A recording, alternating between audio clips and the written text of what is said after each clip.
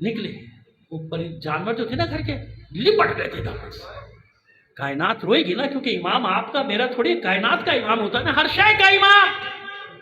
جیسے معصوم جانور کہہ رہے ہو، حیوان کہہ رہے مولا آج کی صبح نہ جاؤ۔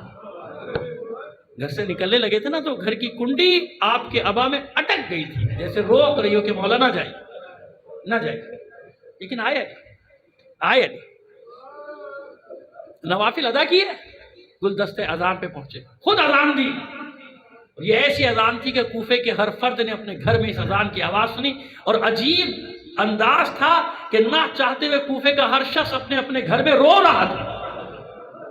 علی کی آواز سمجھ میں نہیں آتا تھا کہ یہ رونا کیوں، اذان تو روز ہوتی ہے، یہ رونا کیوں آ رہا؟ گریا، انہیں کیا معلوم کہ کیا ہونے والا ہے، صرف کوفے کے لوگوں نے، کائنات رو رہی تھی کہ آج کیا ہو رہا ہے، آج کیا ہو۔ علی نماز شروع کی، سجدے میں گئے، پہلا وار شبیب ابن بجرہ نے کیا تھے، دو تھے یہ ملوم دو، شبیب ابن بجرہ نے کیا لیکن کانپ گیا، ہاتھ کانپ گیا، اس کا وار ستون پہ پڑا۔ پیچھے یہ ابن ملجم عبد الرحمن جو اصل میں آیا تھا مارنے کے لیے، اس نے زہر میں بجھی ہوئی تلوار علی کے فرق پہ ماری، اور اتنی زور کا وار تھا کہ سر کو شگافتہ کرتا ہوا یہ وار، تلوار کی دھار علی کے مغز پہ جا کے ٹکی۔ یہ بالکل جو میں پڑھ رہا ہوں، روایت کے لفظ پڑھ رہا ہوں، بسم اللہ و باللہ وعلا ملت رسول اللہ ورب الکعبہ، رب کعبہ کی قسم علی کا۔ ادھر علی کی آواز گونجی، ادھر کوفے میں لرزے کے آثار پیدا ہوئے۔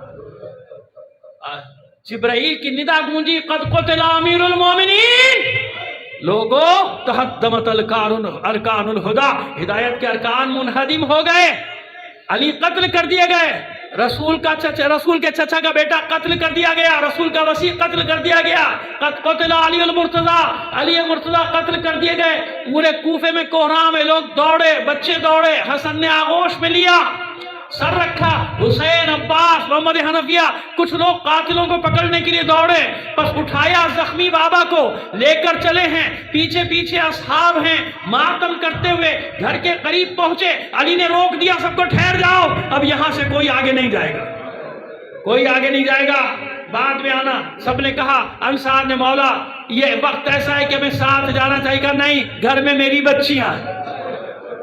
تفصیلی روایت ہے جس کا خلاصہ اپنے لفظوں میں پیش کروں، گھر میں میری بچیاں ہیں، مجھے دیکھ نہیں پائیں گی، مجھے ڈر ہے کہ اس حالت میں دیکھ کے ان کے گریے کی آواز بلند نہ ہو جائے، مجھے گوارا نہیں میری بیٹیوں کے گریے کی آواز کسی کے کانوں میں چلی جائے۔ بس عزاداران حسین، یہ 40 ہجری کا کوفہ ہے جہاں علی نے اتنا اہتمام کیا کہ میری بچیوں کے گریے کی آواز باہر نہ جائے۔ کیا ہوگا 61 ہجری کا کوفہ، کیا ہوگا 61 ہجری میں؟ یہی کوفہ، یہی وہ کوفہ جو علی کا دارالحکومت، یہی علی کی بادشاہی، یہی علی کی بیٹیاں شہزادیوں کی طرح زندگی کرتی ہیں، یہی کوفے کی ساری عورتیں صبح شام زینب کو سلام کرنے کے لیے آتی ہیں۔ لیکن 61 ہجری کا کوفہ ایسا نہیں تھا۔